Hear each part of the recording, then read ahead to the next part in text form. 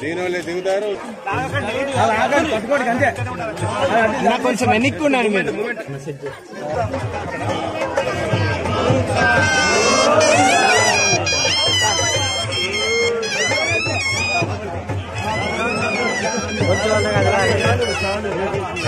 అంతే అంతే కొంచెం వెళ్ళద్దా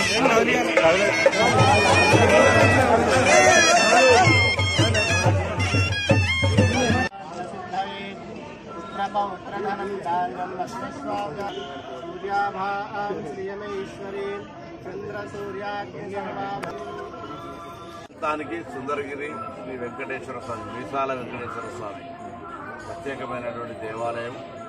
దేవాలయానికి సంబంధించి నూతనంగా కొల్లెట్టి శంకరయ్య గారు చైర్మన్ అయినారు. స్థానిక పెద్దలందరూ కూడా ఉన్నారు.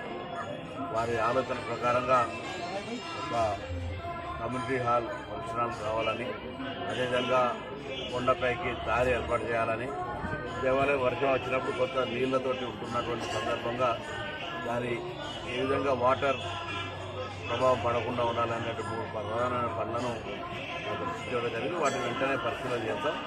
ఎందుకంటే తెలంగాణ ప్రభుత్వంలో దేవాలయాలకు సంబంధించి పూజలు కానీ దానికి సంబంధించినటువంటి పాశ్చాత్యం దాని యొక్క భక్తికి సంబంధించిన విషయంలో ఎక్కడ కూడా నిర్లక్ష్యం జరగకుండా అన్ని రకాలుగా దేవాలయాల యొక్క నిత్య పూజలు జరిగే విధంగా చర్యలు తీసుకుంటా ఉన్నాం. ఇప్పుడు కాళేశ్వరంలో సరస్వతి పుష్కరాలు కూడా ప్రారంభమైనాయి. అనేకమైనటువంటి మంచి ఏర్పాట్లు జరిగినాయి. భక్తులందరూ వచ్చి సరస్వతి పుష్కరాల్లో స్నానం చేయాలని విజ్ఞప్తి చేస్తున్నాం. అందుకు సంబంధించి బస్సులు ఏర్పాటు చేయడం జరిగింది. ముఖ్యంగా మహిళలు ఉచితంగానే బస్సు ప్రయాణం కూడా చేయవచ్చు. కాబట్టి సరస్వతి పుష్కరాలు మరి ముక్తేశ్వర స్వామి మన జిల్లాలోనే ఉమ్మడి జిల్లాలో ఉంది. అది ప్రాణహిత, దాని తర్వాత సరస్వతి అంతర్లీనంగా గోదావరితో కలిసిపోయేటువంటి వేడి సంగమం. అక్కడ మరి స్నానం ఆచరించి ఆ ముక్తేశ్వర స్వామి శివక్షేత్రం దక్షిణ కాశీలో ఉన్న ఆ క్షేత్రాన్ని నిన్ననే పోయి పుష్కర స్నానం కూడా చేసి రావడం జరిగింది గౌరవ ముఖ్యమంత్రి గారితో.